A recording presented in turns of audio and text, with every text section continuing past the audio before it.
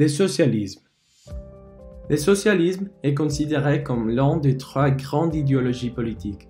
Il a été très influent au cours du 19e siècle et 20e siècle, en particulier dans les domaines entourant les droits des travailleurs et la propriété étatique de l'industrie.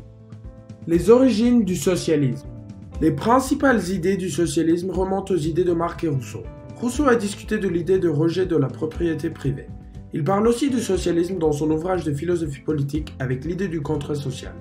L'œuvre affirme le principe de souveraineté du peuple appuyé sur les notions de liberté, d'égalité et de volonté générale. Le socialisme a vraiment pris son envol en tant qu'idéologie au XIXe siècle à travers le travail de Robert Cohen et Charles Fourier, et plus tard à travers Karl Marx et Friedrich Engels. Les croyances fondamentales. Égalité. L'idée qu'il faut une certaine redistribution des richesses au sein de la société, au sein des riches et des pauvres. La coopération. Les socialistes croient que les êtres humains sont naturellement enclins à la coopération plutôt qu'à la compétition. Ils la voient comme un état d'esprit naturel. Le collectivisme. Les socialistes croient en la coopération. Cela se rattache à la prochaine croyance fondamentale qui est le collectivisme, car ils le préfèrent à l'individualisme. Les classes.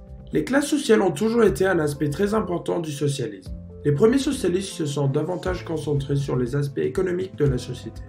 Contrairement à cela, les socialistes actuels croient aux aspects culturels de la société et à la distinction entre le fonctionnement de ces classes sociales. On poursuit avec les croyances intimes. Les socialistes ont deux croyances intimes majeures, la justice sociale et l'organisation sociale. La justice sociale consiste à essayer d'augmenter l'équité au sein de la société. Cela peut aller d'une croyance en taxation de la richesse à une croyance en l'abolition à grande échelle de la propriété privée. L'organisation sociale dans l'idéologie de la socialisme est constituée de trois éléments majeurs. Premièrement, la redistribution des richesses. Deuxièmement, le secteur public. Et troisièmement, le bien-être du peuple. Redistribution des richesses. Les socialistes sont d'accord avec l'idée de redistribuer, contrairement à la plupart des socialistes de gauche, peu satisfaits avec l'idée d'une taxation élevée pour les plus riches.